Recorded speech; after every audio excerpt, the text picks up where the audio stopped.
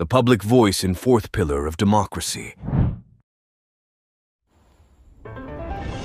তারাপীঠ দক্ষিণেশ্বরের পাশাপাশি জ্যৈষ্ঠ মাসের অমাবস্যায় রাজ্যের বিভিন্ন প্রান্তে ফলহারিণী কালী পুজোর মতোই খড়দহ ডাঙাপাড়া রক্ষা কালী পুজো কমিটির তরফে পূর্ণ আস্থার সাথে আয়োজিত হলো ফলহারিণী অমাবস্যার দিন বিশেষ কালী পুজো। হাজারো ভক্ত সমাগমের মধ্যে দিয়ে ওল্ড ক্যালকাটা রোডের উপরই রঙিন আলোকমালায় গোটা এলাকা সেজে উঠল এই কালী পুজো উপলক্ষে।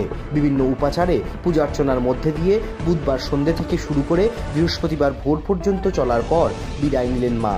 এই পুজোকে কেন্দ্র করে উন্মাদনা ছিল ৮ থেকে ৮০ সকল মানুষের মধ্যে। প্রসাদ গ্রহণ করলেন হাজারেরও বেশি মানুষ। সারা বছরের অপেক্ষার শেষে আয়োজিত এই ফলহারিণী কালী পুজো নিয়ে নিজেদের আবেগের কথা সংবাদ মাধ্যমকে জানালেন উদ্যোক্তা ও পুজোয় সামিল ভক্তরা।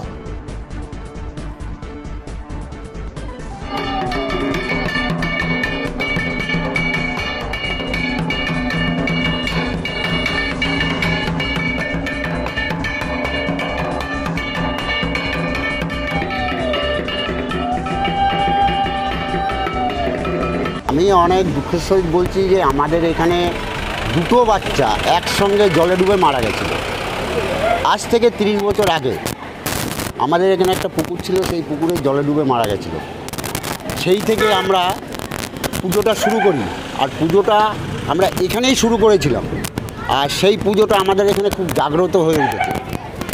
সেই জাগ্রতের জন্য এখন আমাদের এখানে মানে লোককে বলতে লাগে না, সেটা যদি আপনারা আসতেন আগে দেখতেই পারতেন যে কেমন ভিড়, কেমন পয়সা উঠছে। হ্যাঁ, মানে সবাই জানে আমাদের পুজোর ব্যাপারটা। তা আজকের থেকে 30 বছর আগে পুজো শুরু হয়েছে আর এখনও চলছে। তা প্রথম যখন ছিলাম, প্রথম থেকে কমিটিতে আমি রয়েছি। আমাদের যারা পুরনো ছিল অনেকে সরে গেছে, পুজোয় মনোমালিন্য হতেই পারে, অনেকে সরে গেছে, অনেকে আলাদা হয়ে গেছে। এখন আমি এই যে এই সব গ্রুপ নিয়ে আমি এই পুজোটা চালাচ্ছি। এরাই সব, আর এই যে লালু আছে বলে আমাদের পুজোটা এখনও এই চলছে। মানে একার উপরে দায়িত্ব নিয়ে পুজোটা চালাচ্ছে, ঠিক আছে।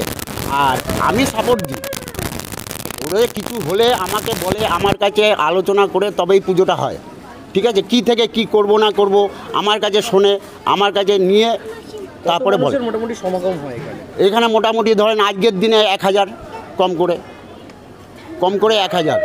তারাপীঠ আর দক্ষিণেশ্বরেও তো ফলহারিণী পুজো হচ্ছে। আচ্ছা, তো সেখান থেকে দাঁড়িয়ে আজকে কেমন অনুভূতিটা কেমন আপনাদের পাড়ায়? আমাদের পাড়ায় আমরা তো খুব ভালো অনুভূতি পাই, খুব মানে যারা আসে তারাও খুব আনন্দ ফুর্তি করে। হ্যাঁ, এই পুজো কখন শুরু হয়েছে, কটা অবধি চলবে? পুজো আমাদের ভোর 4টে অবধি চলবে। 4টে, 3:30, 4টের মধ্যে শেষ হয়ে যাবে। তারপরে আমাদের ঠাকুর বিসর্জন হয়ে যাবে। ভোরবেলায় এসে ঠাকুর কেউ দেখতে পারবে না, কারণ হচ্ছে সূর্য ওঠার আগে আমাদের ঠাকুর বিসর্জন। দিদি, আপনাদের পাড়া আজকে দীপাবলির মতন সেজে উঠেছে। চারিদিকে বিভিন্ন বিল্ডিংয়ে প্রচুর আলো দেওয়া হয়েছে, প্রচুর মানুষ সমাগম হয়েছে। কি বলবেন, কেমন লাগছে আজকে এই পুজোর দিনে? আমাদের এই পুজোটা আমরা আশা করে থাকি, প্রতি বছর যে এই পুজোটা হয়, সবাই যেখানে থাকে সবাই এই পুজোর জন্য এখানে চলে আসে। এবার সবার খুবই ভালো লাগে। অনেক রাত অবধি জেগে থাকে, সবাই ছেলে পেলে জেগে থাকে, সবার ঘরে মেয়ে ছেলে বেটা ছেলে সবাই জেগে থাকে। এবার পুজোর আনন্দ করে, ফুর্তি করে, মানে কারোর কোনো অসুবিধা হয় না। পাড়ার সবাই এক হয়ে এই পুজোটা হয়। যখন শুরু হয়েছিল তখন একরকম ছিল, এখন যেন আরও বেশি ভালো লাগে। মানে যত দিন যাচ্ছে তত যেন আরও মানে পুজোটা আরও জাগ্রত হয়ে যাচ্ছে। আগামী দিনে কীরকমভাবে করার ইচ্ছা আছে? আমাদের একটা মন্দির করার ইচ্ছা আছে। এই মন্দিরটা যদি আমাদের হয়ে যায় আমাদের আরও ভালো লাগে। আমরা চাচ্ছি একটা মন্দির হোক, মন্দির হলে পরে প্রতিষ্ঠা হলে পরে আমরা সবাই মিলে আরও আনন্দ বেশি করতে পারবো। এই জন্য আমরা চাচ্ছি একটা মন্দির বড় করে হোক একটা। কীভাবে তখন মানে এখন যে হচ্ছে আপনাদের পুজো? হ্যাঁ, সেটা একজনে মানুষ করছে, মানত করলে পরে সেই যার মানত পূরণ হচ্ছে, শেষে কালী ঠাকুরটা দিচ্ছে। এইভাবে পুজোটা আমাদের এগিয়ে যাচ্ছে। আপনাদের কেমন লাগে? আমাদের খুবই ভালো লাগছে, যে যেখানে থাকে আমাদের আত্মীয় স্বজন সবাইকে আনা হয়, এসে তারা আনন্দ ফুর্তি করে, এরকমই আমাদের। আমার নাম সরস্বতী শীল। You are watching Gazette Media Network.